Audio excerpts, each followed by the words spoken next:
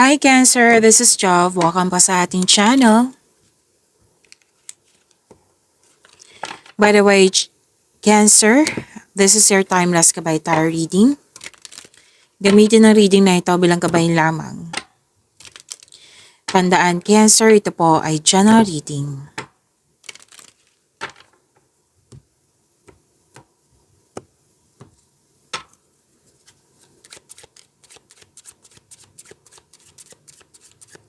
Mga parating po para kay Cancer.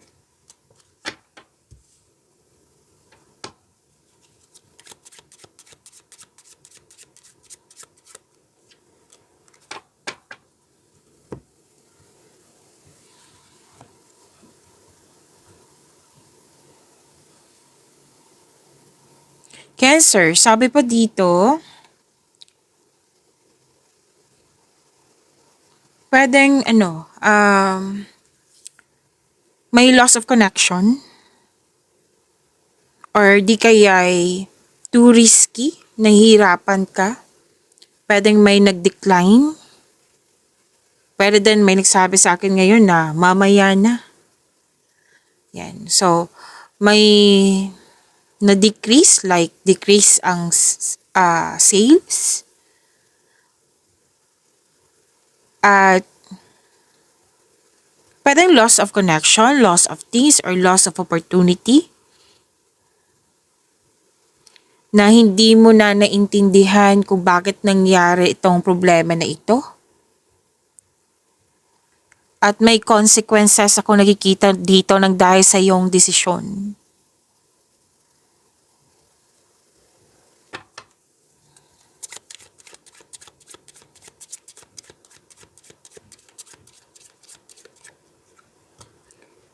Competition, rivalry, may nagko-compare. Pwedeng na-disappoint ka kasi may nagko-compare, nagkaroon ng rivalry. So, meaning to say, may tuso, mandaraya. At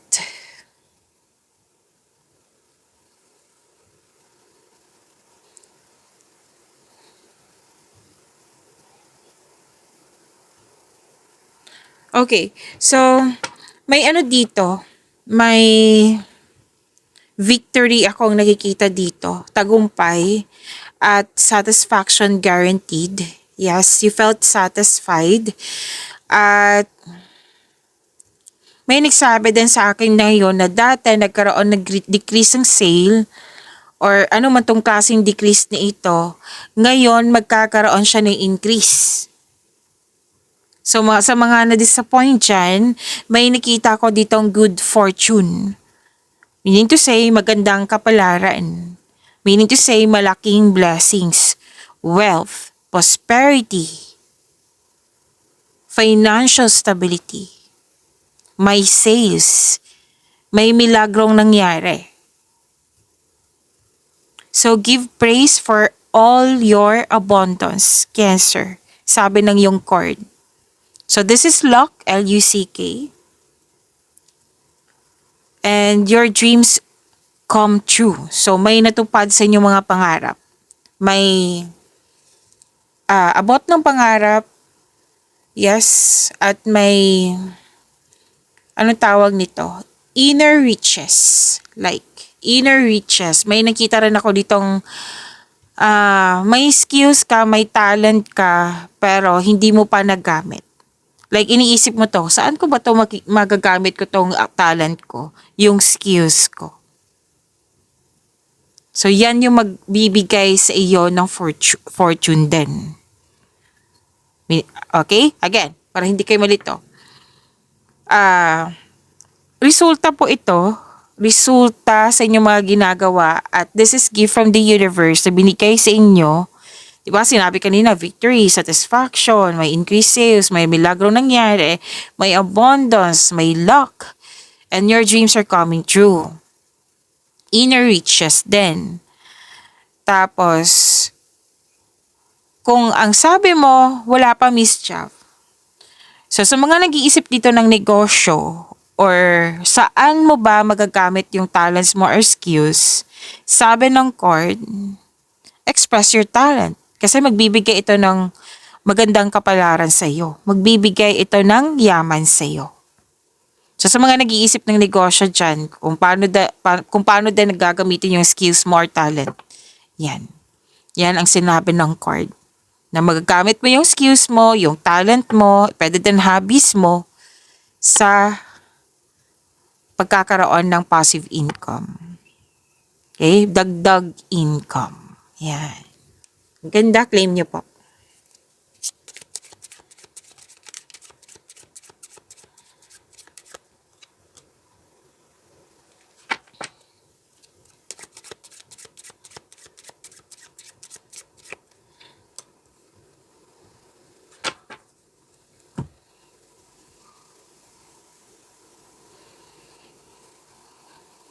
Okay, sabi dito,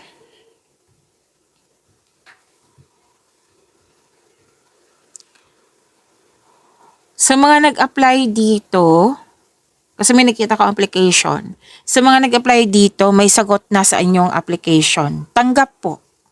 May approval ako nakikita dito. Okay, so may balak dyan magkaroon ng application like job application, loan application, ano pa kang klaseng application to. Basta may nakita kung may sagot, maa-approve. Pwede din visa approval ito. May kontrata din ako nakikita dito. So may message, may communication ako nakikita dito, may changes, an opportunity, a new opportunity. May challenge dito, pero challenge ito para sa iyong kaunlaran. Like, kailangan ng aksyon. Yes. Chances nga. Yan yung sinabi kanina. At sabi din dito, na magkakaroon ng happiness. This is about loving yourself. Pwede din may bago kang kaibigan, supportive yung kaibigan mo. Pwede din na may ligawan. May nagkagusto sa'yo or may nakagusto ka sa isang tao. So, this energy is a positive. Nag-express ka ng feelings dito, oh. May romance talaga. Pwede din na person to na mahal mo or a thing na gustong-gusto mo, inaalagaan mo. Okay?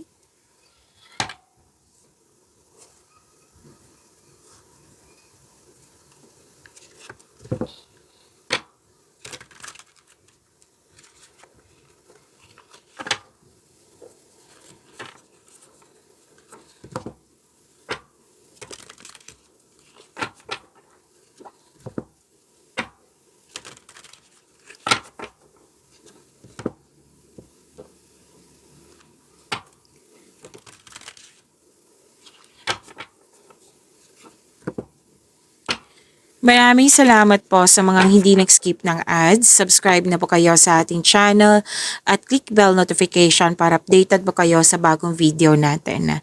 Para sa mga gustong magpa-reading po, comment po kayo na personal reading and check my reply sa comment section.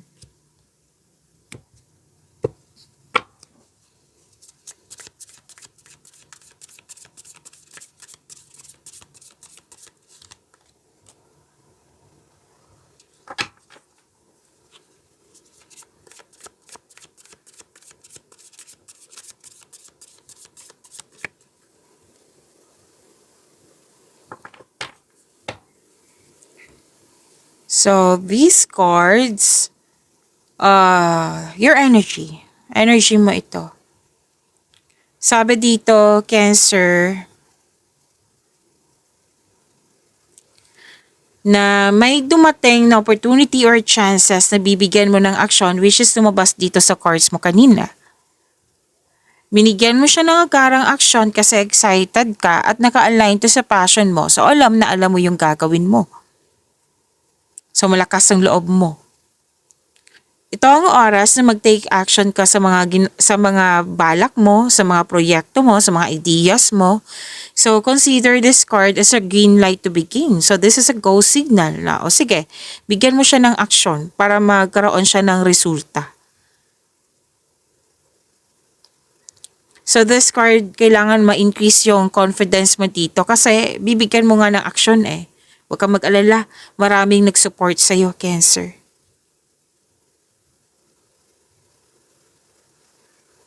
May manliligaw kayo na malakas ang loob. Pwedeng i-approach ka talaga dito. Susuyuin ka talaga ng taong ito. Or pwedeng ikaw to, nanligaw na very, pwede din na yung nililigawan mo is very attached sa iyo.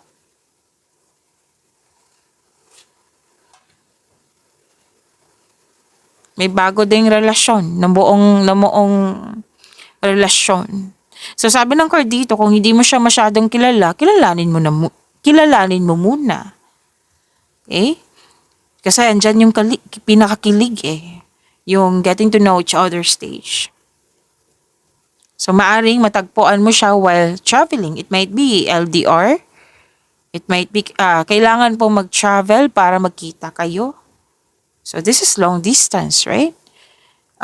Pwedeng foreigner ito. Mabilis simulan yung career mo, sabi ng card. Kasi nakikinig pa daw kayo sa inyong intuition. So, ipagpatuloy nyo po makinig sa inyong intuition kung pwede po, kung gusto nyo. Kasi sinabi ng card dito, magbibigay ito talaga ng taas ng kita. Magdadala ito patungo sa tagumpay.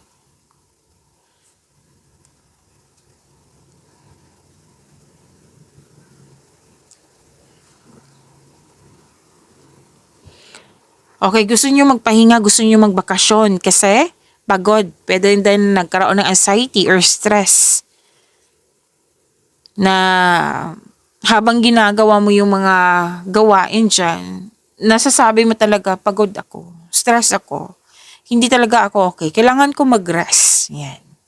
So sinabi naman ng card nyo dito na relax, calm your mind, mag-reflect ka kasi naguguluhan eh. Okay? Tamang tulog, tamang kain, tamang meditation ay kailangan. So may hindi nagkaroon ng pagkakaunawaan din dito na nag-cause ito ng pagod or stress. So kailangan muna ng space para makapag-isip na mabuti at makapagpahinga. So parati ko yan sinasabi sa inyo, ang space is hindi yan negativity. Kundi kung walang space kasi, sakal. Diba?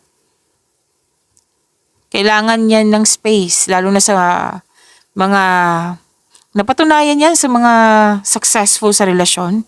Yan, may space yan sila.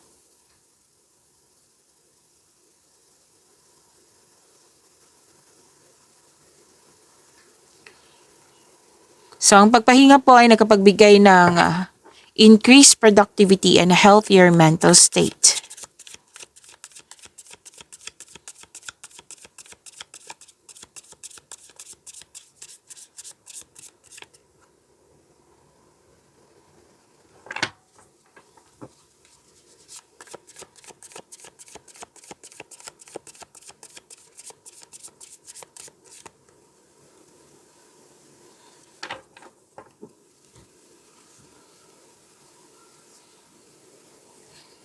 Sa career and money niyo po ito. Okay. Sabi po dito, very hard worker ka at naging productive sa araw-araw. Kaya pala pagod kayo dito. Hindi lang sa nagkaroon ng stress, anxiety, kundi pagod kayo kasi naging hard worker kayo. So, kailangan niya ng balanse. Okay? Puro movement ang nakikita ko dito, which is nakikita ko rin siya dito sa energy cards mo. So, different cards siya ha. Kasi ano dito mukhang excited ka kasi may bagong kasanayan, bagong kaalaman, na gustong-gusto mo yung mga ginagawa mo. At nakikita ko rin dito na dedication talaga, dedicated ka sa mga ginagawa mo, hard worker for financial prosperity. So sabi ng card, keep up the great work, patuloy mo lang magsumikap. Lang sa inyo, di ba sabi kanina, bagong kasanayan, bagong kaalaman. So, some of you nag-aral, nag-self-study or nagpa-enroll nga para ma-enhance ang skill or pwedeng bagong skill to. Para ma-increase yung income mo. gumagawa ka ng passive income, which is sinabi kanina dito, recording sa good fortune, right? So, tagumpay sa kaperahan po ito. Oh. Kung ano man tong ginagawa mo ngayon na nag-practice, na nag-study, magbibigay yan ng abundance sa'yo. Basta set a clear intention para magtagumpay ito.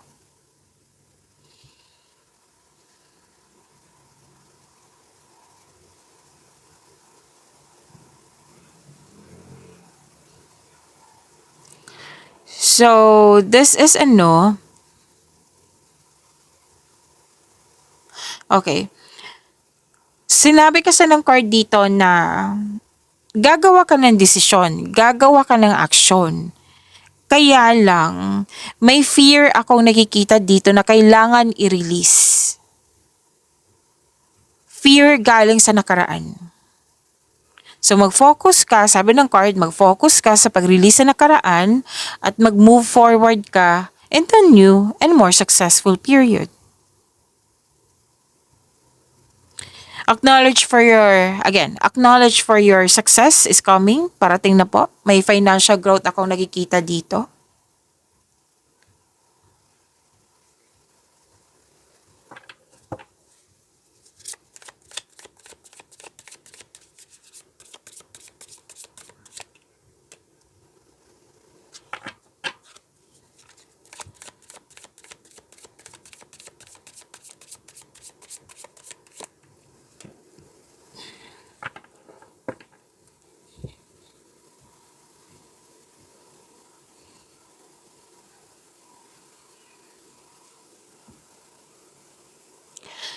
Okay.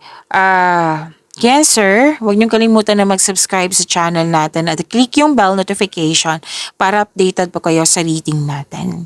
Marami kayong February video reading ha. Baka may oras kayo. Dito lang po sa channel natin, hanapin niyo po. Marami po kayong February video reading.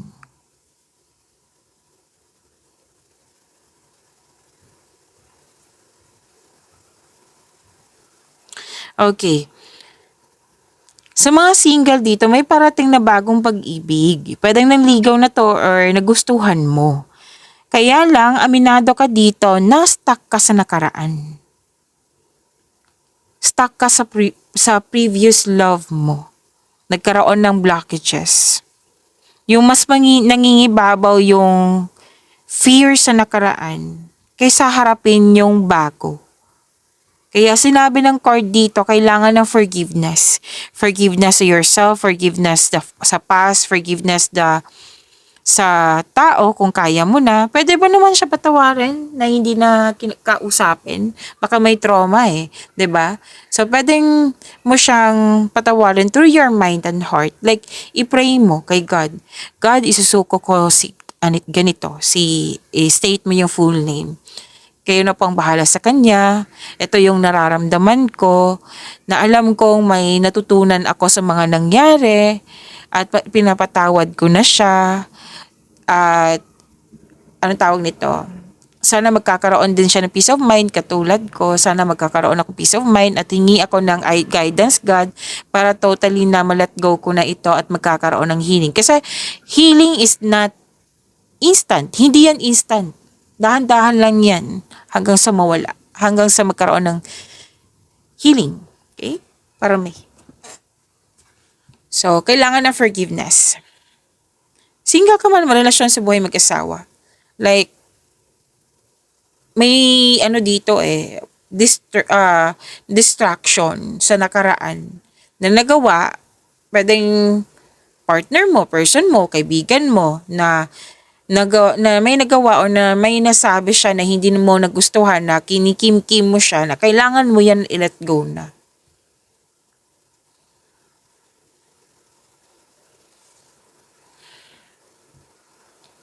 At sabi din dito na sa mga relasyon sa buhay mag-asawa na ipakilala mo na yung partner mo sa family mo.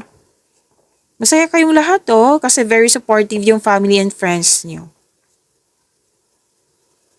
Tapos mukhang may date dito yung mga single. Kasi nakwento mo sa kanya about your past.